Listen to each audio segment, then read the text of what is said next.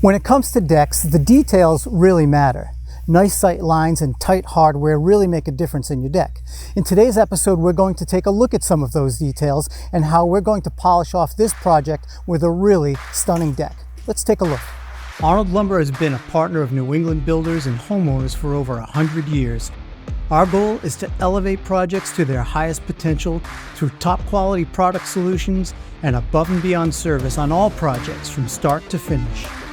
Now, we're teaming up with industry leaders and the area's best builders to give you insights on the latest material technologies, best practices, and unique projects.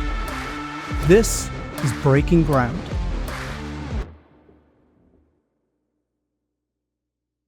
Hey folks, Tom with Arnold Lumber here with another episode of Breaking Ground. We're back in beautiful Jamestown, Rhode Island on the Decks by Jalex project.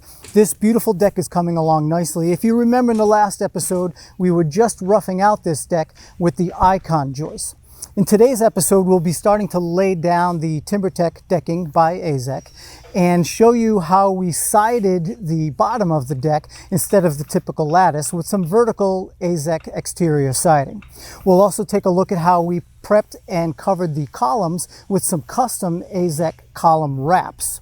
In addition to that, FastenMaster is going to show us a little bit how to make the job of fastening the deck to the icon joist a little bit easier, and we'll wrap it all up with a beautiful handrail by Keylink. This handrail is a cable rail that really allows you some beautiful sight lines and a full view of your yard. It's going to be a cool episode. Come along and take a look.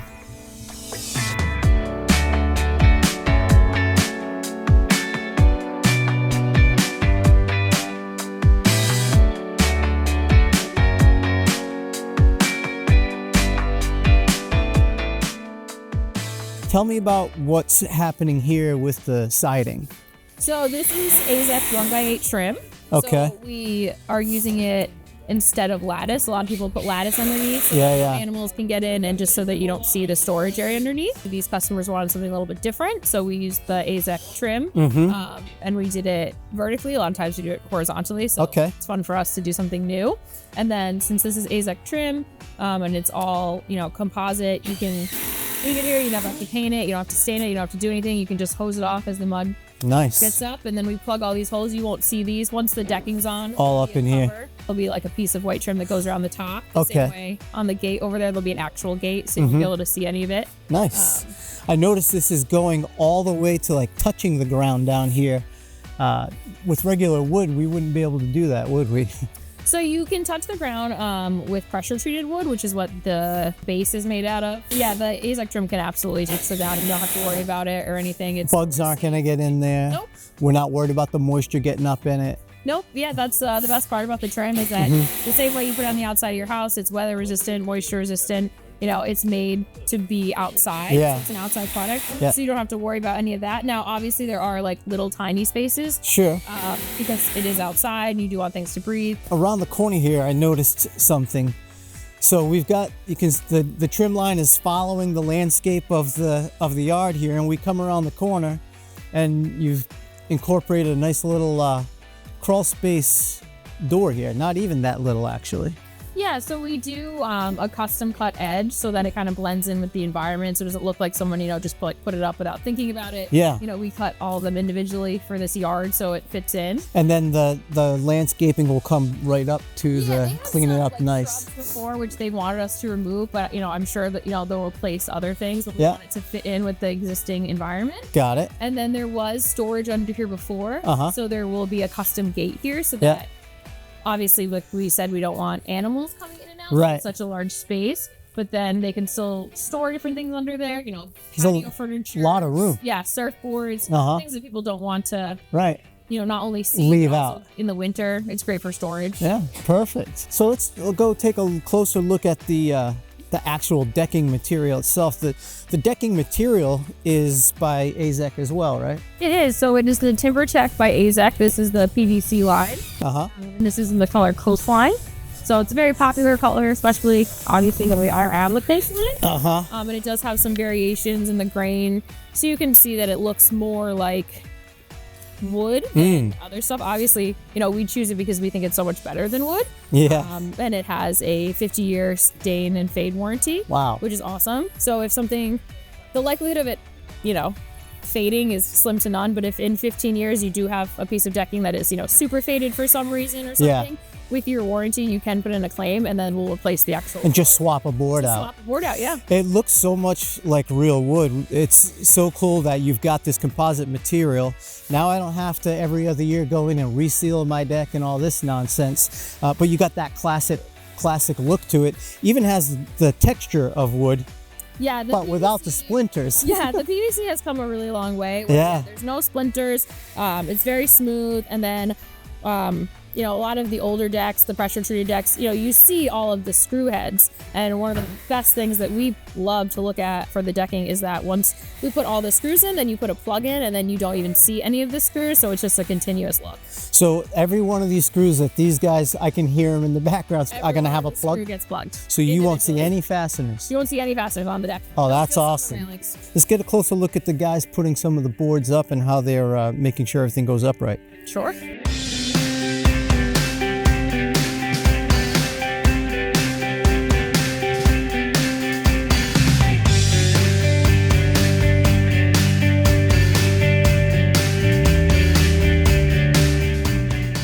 So guys, for people who don't know, what are these fun little orange and yellow things? They look like spacers, yeah. These are our deck spacers. So we'll do 3/16 on the bottom between each board, and then we just flip these ones over. You have an 1/8 on the other side. You use that for your picture frame. Got it. So it's got both dimensions for what you need on either aspect of it. Right. What's so important about spacing? Why not just touch them right up to each other and screw them down? Drainage is the biggest one for us. So everything that we do, we keep that space so that the water sheds off the deck and cools up on it or runs off the sides. Got it. Yep. And these spaces give you a nice consistent look all the way down, I can see. Exactly. It just makes it a little bit easier, especially when we can run so many at a time. Yeah, right. And then more hands make easy work. So obviously. Now I see the way the decking's running, you've got all kind of different links on here. So how do we end up making this all look nice and clean? Just rip it all off at the end? So I think what's going to happen is Jake's getting ready to use the track saw. This spacer is for, and he'll run a straight line with that saw all the way down this in one shot. And clean that right up to a nice edge. One straight, consistent line, and we can butt our picture frame into that. Cool. So the picture frame is, we don't have any butt ends that touch each other in the field, and a butt end would be like the two ends of a deck when they come together and create a seam. So what we do is the outside of a deck, we literally make a picture frame with the decking as a picture frame so that all of the butt ends go into another board so that we don't have seams. Because if you do two seam buttons in the field, after a while the seams start to open up a little bit and then they might like pucker up a little and it just doesn't look as clean. Right. So that's something that if you're doing like a pressure treated deck, because we do like pressure treated or heat pay, if you're doing a deck like that, you don't do a picture frame, but we always do it with a composite decking.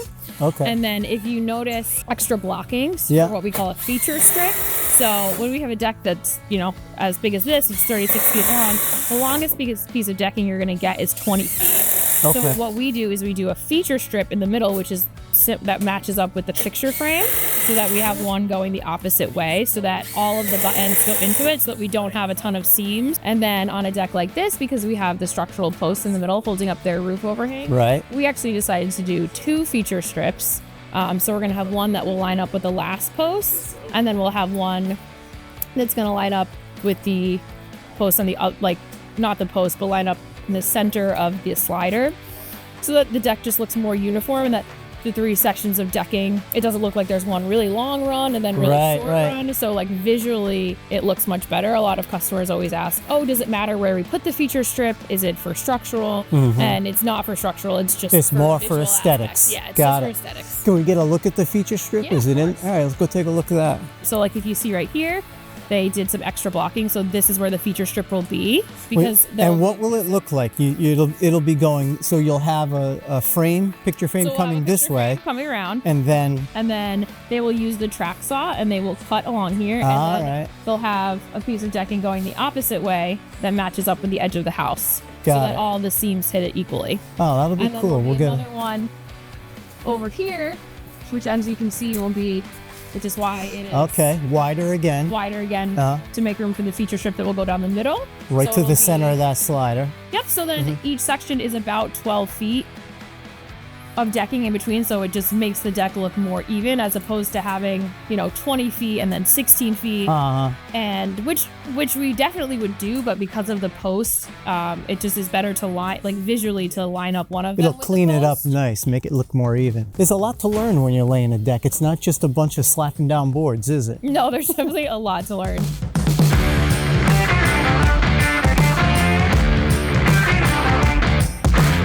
Jared, I can see you're not on your hands and knees for this part of putting these screws down. What is this tool we're using here to get that done? It's the Tam Fast by FastenMaster. All right.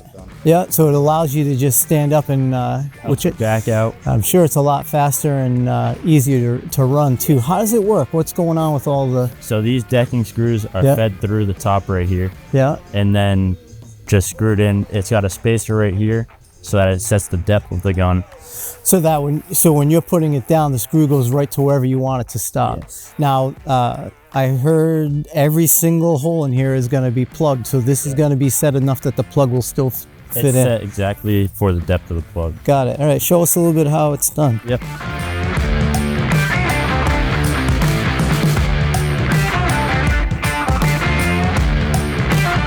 Can I give it a shot? Yeah, go for it.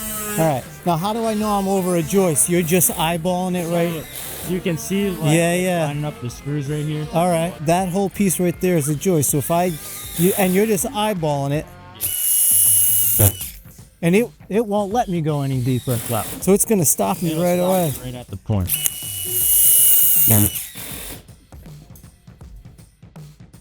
I'm not quite as fast as you, but love it. That's very cool. Thanks. No problem.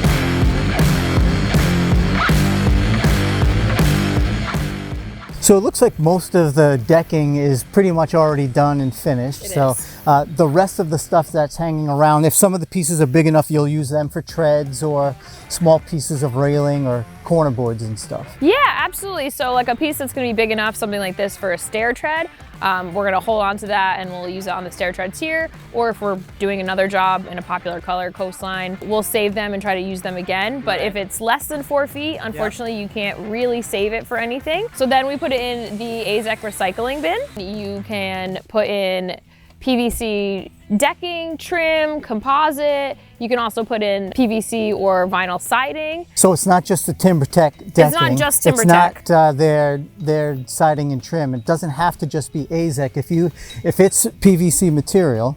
Yes, if it's PVC material, even PVC pipe, you can put it in the Azek bin. Awesome. So they're going to put this here. You fill it up with whatever. Yes. And they're going to come back and take it when the job's done. They'll bring it to their recycling. They'll bring it to their recycling bin, clean it, and then they recycle all of it into more composite decking, PVC deckings. So even this decking that you're using today probably has some old recycling material that goes back into it. The product is beautiful and gorgeous as it is, but then on top of it, to have it have this sort of sustainable green story around it as well.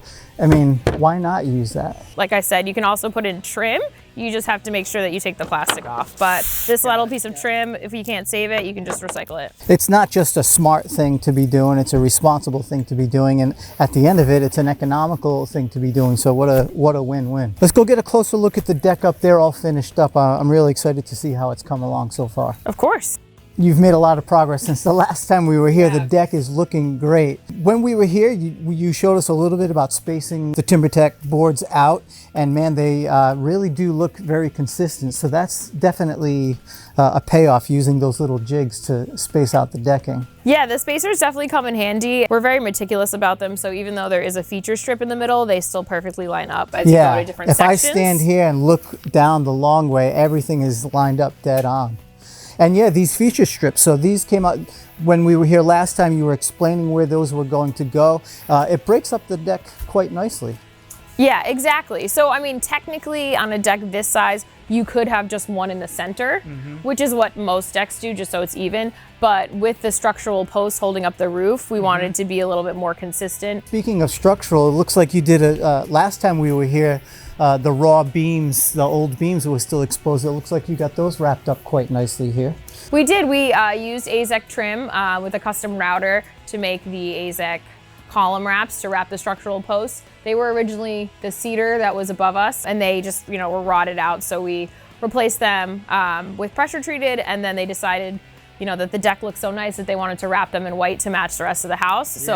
We just wrapped them in the Azek. It's a great compliment color-wise, aesthetically, to see it, especially from the road when you look at this with these nice white columns in here now. It looks great. Today we were excited to come talk a little bit about this cable railing that you're putting up. What is this here we're looking at today? So this is the Keylink cable railing.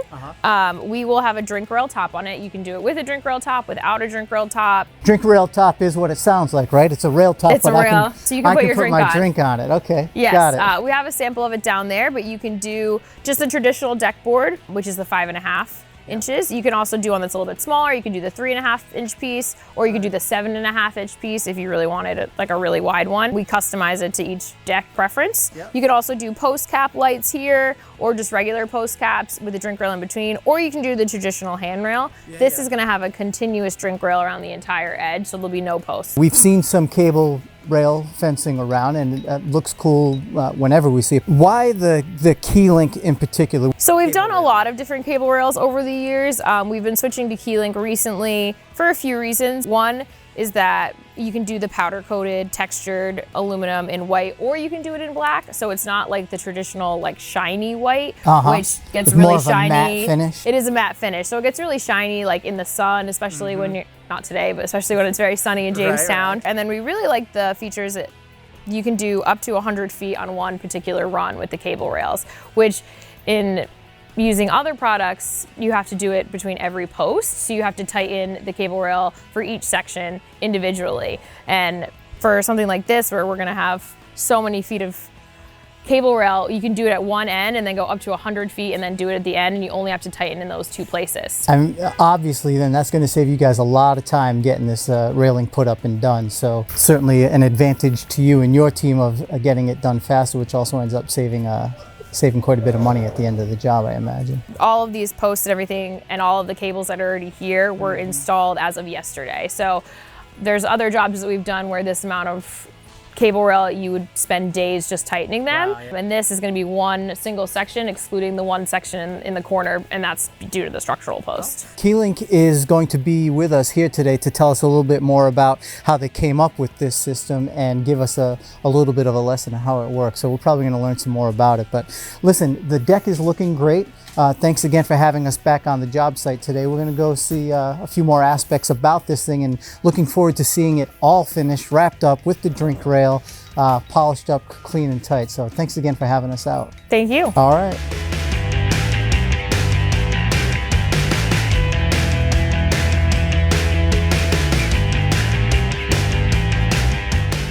All right, so we're here now with Tucker Martin from Keylink. Good to have you out here today. Good to be here. We've really been looking forward to this part of the project because this cable rail decking, railing rather, really is a complement to this finished product. Can you tell us just a bit about the Keylink cable railing and what makes it special, how it's different from other cable railing that's out there in the market today? So Keylink is a small family-run company from New Holland, Pennsylvania. We actually started off doing chain link fences, which is what the Keylink name comes from. A couple things that make us different, first of all, is our patent-pending lockjaw technology, which is the technology that allows you to push that cable right into the fitting and it locks in. So that lockjaw, which I actually have one in here in my pocket with me today, that lockjaw looks a little bit like that. And there's two little jaws on the inside there that as you push the cable into there, they sort of bite down like a Chinese finger trap. And the harder you pull, the harder those jaws bite into the cable. So we have our own testing facility in-house, that we tested these fittings up to 1,600 pounds. Wow. So they're very strong. Once you push that cable in there, it's locked in, it's there to stay. So there is no way to get the cable out after, or is there a release of some sort? Yeah, so we have a cable release tool that allows you to push those jaws back and allows you to pull it out if you cut the cable too long or something like that. So yes, it is possible to get it out. So what's the benefit of that? It allows you to get that cable anchored in without having to have it be affixed with a larger piece of hardware? Yeah, you're not crimping cables on the job site. You're not using these big bulky fittings. Our fittings are installed inside of the posts, so everything has a nice clean look. And simply the benefit of that is when you go to insert your cable, you push it in and you walk away. It really is that simple. Nice. So the ease of install for Keylink has always been sort of our keystone, coming from the Keystone State. So it's been the keystone of the products that we produce. We want things to be easy for the contractor. We want them to then be quality for the homeowner. And then we want to make sure, everything we do passes code. So those are like our 3 big focus points for the company. So tell us a little bit more about what makes it easy. Obviously your lockjaw technology. What else makes this go up faster and easier? Yeah, so there's another piece that makes us pretty unique. This is our corner post fitting that I have here. And that allows you to push a cable in one side of the corner, allow it to pop right out of the other side. So we come to a corner post and just snake it right through. Yep, you just push it in and it comes right out the other side. That allows you to go around a corner. Every deck's going to have a corner. You can go through a corner and not have to tension things at that corner. You can tension things at one end of the deck and then go 100 feet, up to 100 feet in any direction. Because the typical connection at a corner is I run my cable, I have to connect it to the corner. Now I've got a tension there. Then I've got to turn that corner, anchor it to the post again, tension it there, go again. Now I'm just going to go whoop. That's right. And off we go. Yep. And the cool thing about this as well is the taper that we have on the end, so that actually allows you to go through this corner and downstairs to up to a 45-degree angle. So you can go around the corner in 45 degrees in any direction. So we have the same type of fitting on our line posts, where you can go through a line post and then you can go straight through a line post and downstairs. Which is a line post? So a line post would be a post that's somewhere in the middle, that a cable will go in one end and straight out the other side. Is that what we're looking at right here? This is an intermediate baluster. This is separate from a line post. A line post will be the same size as your end post. Can we take a look just real quick right here then? This must be a line post right here in the middle. This is one of our line posts. We have 2 options. So we have a drilled line post and an upgraded line post. So because they're not changing angle here, they decided to save a lot of money with all of those fittings, and they just used a drilled line post and the cables go right through. But say you had Here I'm coming around my corner, just like we talked about, continue on through the intermediates right up through the line post. Yep, that's correct. And say they had a stair coming down here, they could have used that upgraded line post with those fittings that match the corner, and they can go down now an I angle. can take my angle and keep going with the same piece of cable. With the same cable. Without and another connection and anchor point. Yes, and you can do the same 45 degrees in either direction horizontally as well. So if you have a deck with an octagon, you can go around that whole octagon all with one cable. And I don't have trouble pulling. I would imagine each time I take a corner, that cable's going to get a little bit harder to pull through. After a certain point, it will. That's why we have that 100-foot rule. But that's really a very, very large span that you can do. Much better than doing it every 6, 4, 8, whatever feet a piece. Getting it all through in 100 feet is great. So tell us a little bit more about how it anchors, sets up, and how we run these cables through. So what we're looking at here is our external fittings. It's another product we offer in a situation like this where you're going into a structural post. What you're doing here is you're attaching a base plate, which you see on this side. You're attaching it with a screw. We actually provide a tap con with all of these that allows you to go even into masonry, but they elected to upgrade to a much larger screw. You're screwing on your base plate, and then it comes with this external fitting that is on the inside here. And inside of this fitting is our lockjaw, which holds onto that cable that we talked about before. And so this works the exact same as our inside the post fittings, which are cleaner, but that lockjaw sits on the outside here, And as you spin this housing, in this case, you're doing that with the flat spots here on the fitting. Right. As you spin this housing, the lockjaw recesses into that fitting, tightening the cable up. Got it. So on our inside the post fittings, which is the majority of what we sell, that is spun with an Allen key on the back side. Okay.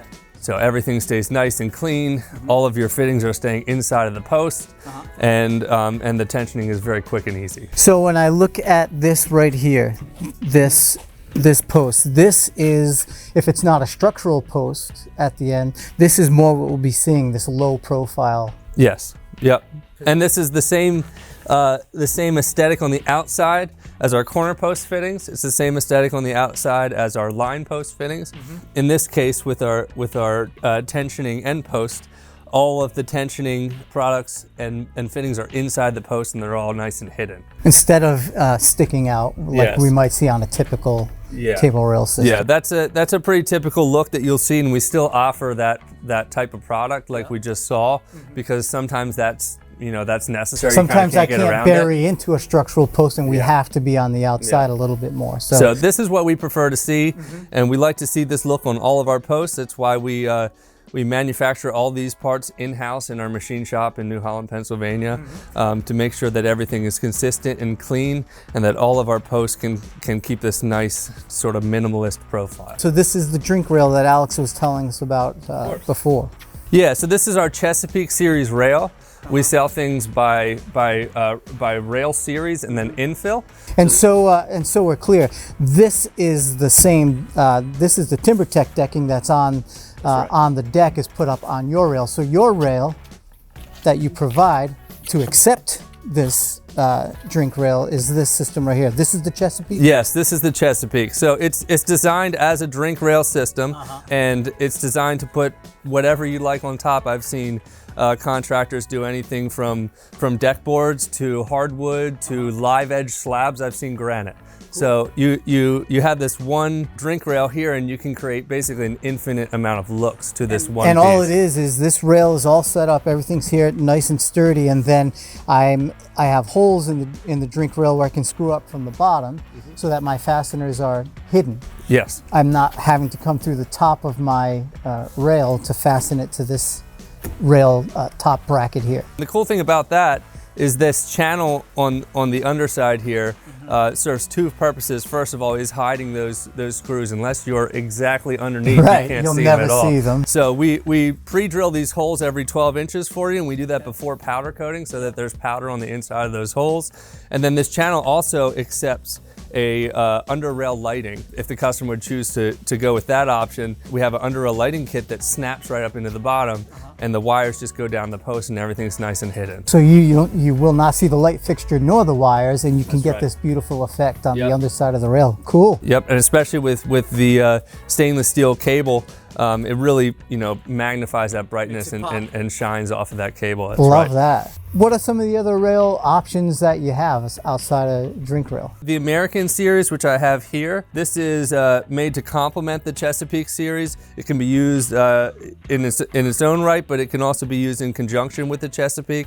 It has the same bottom profile, and so this is designed to use on your level deck, but you can also use this with the Chesapeake series on your level, and then use the American series on your stairs, so you have something to grasp a little more easily as you walk down the stairs. So you're not holding on to a drink rail as you're going down the stairs. Right. You got something better to grip. Looks fantastic. What would be great is if we can demonstrate a little bit showing how this cable system is run. I'm really curious to see how quickly we're able to get the system to go through the post. You mind giving us a little lesson in that? Of course, yeah, let's do that. All right, let's go take a look.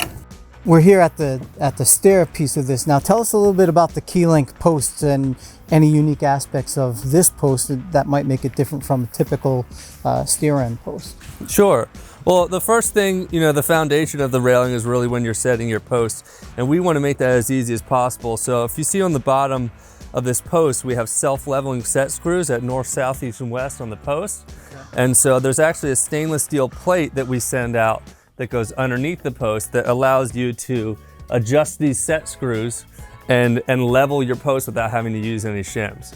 So that stainless steel plate allows you to do that without the set screws digging into the deck board, which isn't going to last very long. Got it. So it's sort of a built-in shim, if you will. Yeah. By we set it up in there, and then if I'm a little bit off, I just drill one down, pull one up, balance the thing out till it's straight right. up and plumb. Yep. Cool. Makes things very easy. And that doesn't affect the stability or the sturdiness of the post in any way. No, that's why we have that plate on the bottom, so that everything is nice and solid. If anything, I would think it'd be more sturdy and stable than a shimmed post because you've got a full surface plate underneath it. Yeah. Typically, when you're shimming, you're using some sort of poly block or maybe a shim that you made out of a piece of treated wood. Or even a piece of wood, right? Yep. Yeah. So yeah, that's really solid, and we actually do pull tests on every 100 posts that comes out of our plant. So we have a little cage where we pull test to failure to make sure that they're failing at a high enough point. So we typically come in a little over double what code requirement actually requires. So when we stick a strap on the top of this post, we pull typically over 1,000 pounds before they start to fail. So you know it's not going anywhere. It's not going anywhere. So what else happens with this post? I can see these are all our anchor points, I guess we call them, that just like we were talking about at the end post over there. Yeah, just like we talked about over there, this is the tensioning end. This is a stair end post, we would call it. And this would allow you to hold your cable nice and tight, and then get a 3/16 Allen key on the backside, give it a few spins, and it tightens up 100 feet of cable all So at once. really what we're doing is we're trying to get the cable, almost like tuning a guitar. We want to get the cable in a little bit loose so that it's right there, but not so much slack that you don't have enough tolerance to tighten the tension all the way. Yeah. Yeah. Yep. Got That's it. right. Okay. What else do we need to do on this post? I see we got a cap up on top. We have a cap up on top. What else is going to happen here? Well, on this particular post, they're installing an American series like we talked about before. This is that American bracket. railing, And this is just for this stair rail, just to give you something that you can kind of hold on to. The cool thing about this, and I just have the bracket here, is that this sort of indent on the post is not just decorative, but it interfaces with a self-centering tab on all of our brackets. All right. So the cool thing about that is when you set all of your railings onto your post, you don't have to measure for center. It sits right in there, and it finds it right for you, and that keeps it from walking away with your screw. It just makes things so much easier to set. Again, Keylink Easy is best attitude. Really, it makes it a lot simpler and faster. Yeah, that's right. So that'll go up here with my railing 45 and receive it down here. That's right. What else has to get on this post before we're done? We have a two-piece trim that's going on the bottom. Okay. This trim here, we have a one-piece or a two-piece, and the two-piece just allows you to snap that together on the bottom of the post, and then you don't have to worry about making sure that you get your one piece on before you run your cable. Oh, got it. So you can do everything and then just pop that on at the end instead of remembering, oh man, now I forgot to put my one piece over. I got to go back and take all the cable off again. Oh, yeah, man. What a nightmare. So that's the purpose for that. That allows you to add that trim at any point in the job, really. Before we finish everything up, can we run a sample of getting the from this anchor point and how a piece of cable gets through all the way to the other side? We can show you right here how the cable will come. The guys have this cool little jig that they made to hold the cable, but it's going to come in a big spool like this. Okay. Typically, we're going to start at one end here. Yep. We're going to run it through all of your fittings. There's that corner post here. So we're coming out of the spool up and starting in this corner post, and then when we cut the cable, we'll have our other end to put into the anchor. Right. I'm just threading it through then. Thread it all the way through to the other side, insert it onto the fitting on that side, and then come back here, pulling it nice and tight. You can cut this cable about halfway into the middle of the post here, and then insert it onto this side, and then you're just tensioning everything up and you're going home. Slick. Let's get a look at a little bit of that going on then. Sure. All right, good.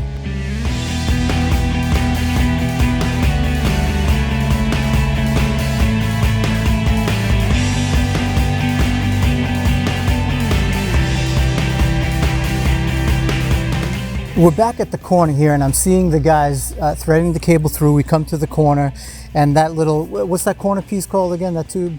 Just a corner fitting. Okay. Yep. I mean, that really makes life easy. So, I mean, it seems so obvious, but why isn't everybody doing that? the reason we came up with it is obviously that ease of install. So the story behind that's pretty cool. I mean, we used to have all of our machining done outside of our facility, and so we had our end post fittings. We had come up with those, and we had our line posts and all of that.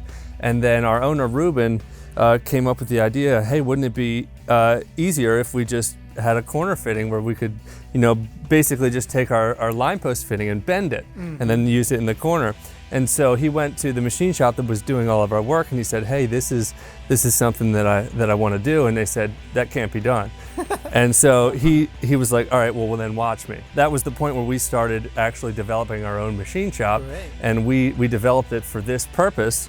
And so now we make these in-house, this part that can't be made. It's very challenging because it has to be very smooth on the inside. Or it'll catch. Or it'll catch. Yeah. And so it can't be kinked. It's very challenging, making this out of a solid piece of stainless steel and having that bend with that hole smoothly through the middle of it. One of our big things is making sure that everything's made in America. I love that. And it's brilliant. The best ideas are the ones when they tell you it can't be done. That's right. That's when you get the great stuff happening. So what if I've seen some decks where you come in at a 45. Yeah. Are we able to handle that with the Keylink product? Yeah, we talked a little bit before about how these fittings have that taper on, so the cable can go in any direction. We also have, I brought a bracket tree with me. This is for our American series actually, but we have a similar one for all of our series that have all these different brackets that would be able to come off of a post. This is a swivel bracket, a horizontal swivel, that would allow you to do 5 degrees, 30 degrees. So it doesn't matter if it's a 45, you put it where you want. Yeah, and we have that for the stairs as well. So if you have a ramp, say a 5-degree ramp, and you can't use a straight bracket, we have that. Cool. We have 22.5, we have 45s. We have a universal swivel that actually goes 52 degrees in any direction. And so that allows you to even rotate it if you need to do like a flared stair.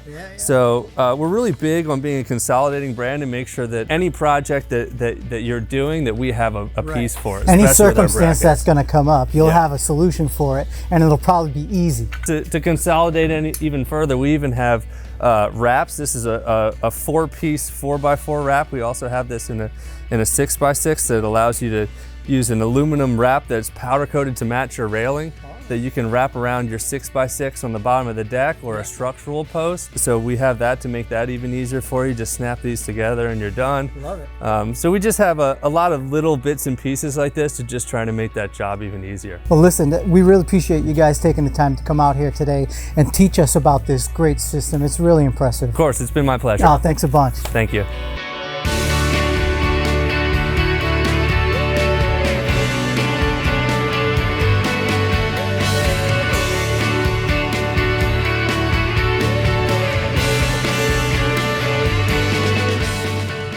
Well, that about does it for this episode of Breaking Ground. This deck came out great, and a special thanks to our friends from FastenMaster, Azek TimberTech, our friends from Keylink, and a very special thank you to Decks by Jalex for letting us be on their job site today and learn a little bit more about these innovative projects and how they put a nice deck together.